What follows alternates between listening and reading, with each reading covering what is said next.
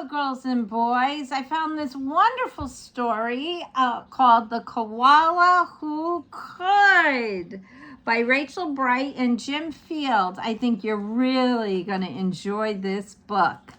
But before we get started, I just want to remind you, after we read this book, if you could just push that subscribe button if you haven't already subscribed to my channel. And if you like this book, give me a big thumbs up so I know what books you like. Thank you so much. All right, let's get started with this great story called The Koala Who Could. Oh boy, you are really gonna like this story. All right. The Koala Who Could.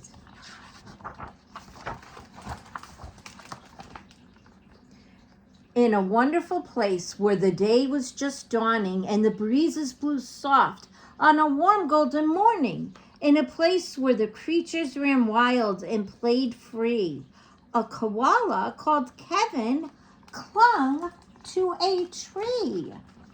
Do you see him over there? He's right over here in the tree. You see him? He's clinging to that tree, isn't he? Let's see what else Kevin does in this wonderful story.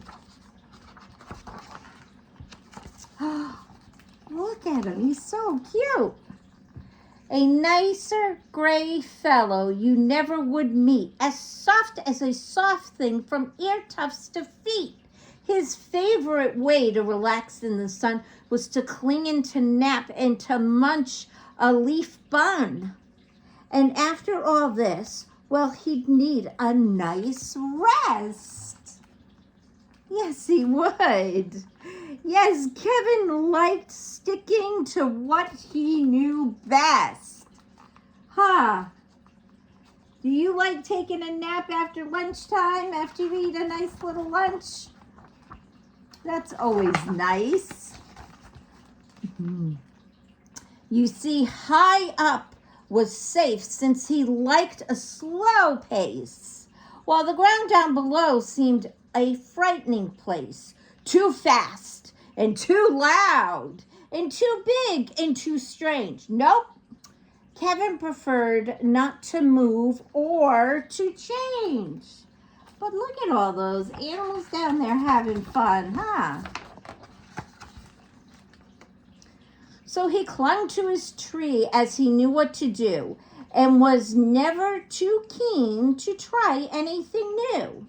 So when Wombat stopped by and shouted one day, "Hey, Kevin, why don't you come down here and play?" I think, he replied, I should stay on my plant. I'm busy right now. No, I'm sorry, I can't. Oh, he doesn't want to come down and play, huh?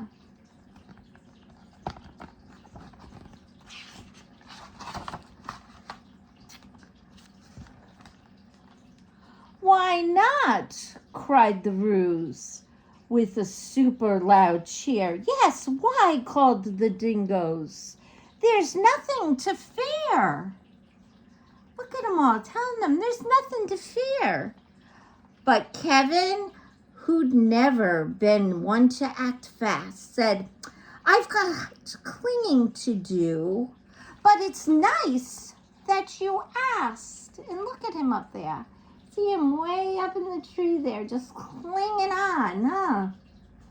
Oh, you think you should go play with the animals and have some fun? Look at them all down there. As Kevin sat watching them chatter and share, a part of him wished he could join in down there. Yeah, they're all having fun, huh? But he knew he'd miss home. It was dark and so late. The whole thing was risky. Adventure could wait. Whatever the invite, he always said no. Oh dear, it seemed Seemed Kevin. What? Huh? Seemed Kevin. Look at him. Oh, he looks so sad. It seemed Kevin just couldn't let go. He just couldn't let go of his tree. He was too scared. Huh. Have you ever been too scared to try something new? Sometimes it's scary to try something new, isn't it? So his life was the same no matter the day. The weeks came and went, and the months rolled away. There he is, up in his tree. And Kevin stayed still while the world moved around until he awoke to a worrying sound. Huh. I wonder what happened. Let's turn the page and find out. Oh no, what is that? Let's turn the book this way. Oh my. Tap, tap.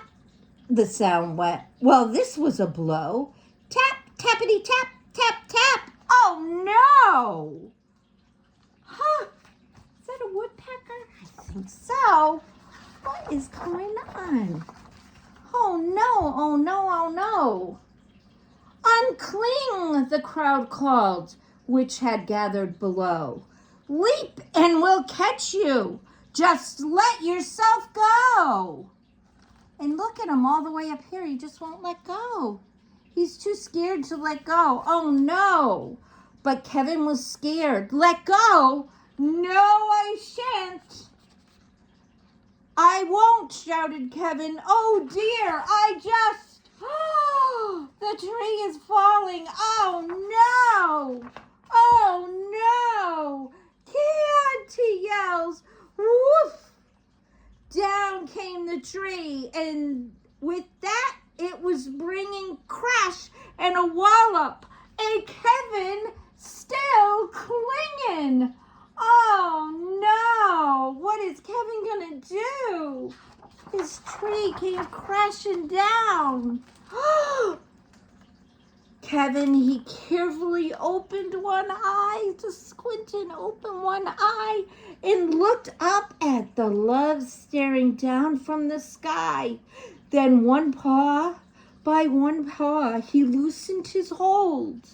He felt springy and light and happy and bold. Oh,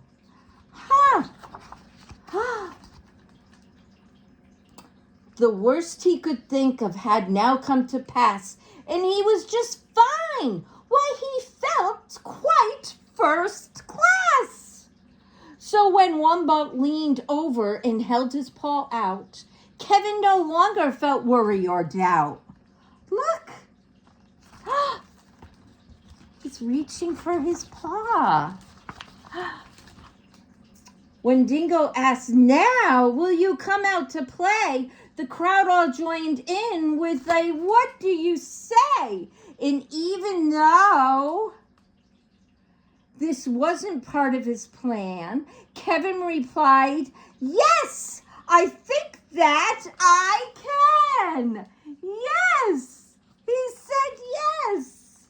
And Kevin from then on was always can do. Kevin was a can-do type of person. Can do. Because life can be great when you try something new. The end. Oh, that was such a wonderful story. That was such a wonderful story. I hope you enjoyed the story. Oh my goodness. And it can be scary when you have to try something new, Maybe the first day of school, or you meet new friends and you're really scared, right? But after you get through that first day, it was pretty good, wasn't it? It was a pretty good day. Well, I hope you really enjoyed this story. Bye-bye.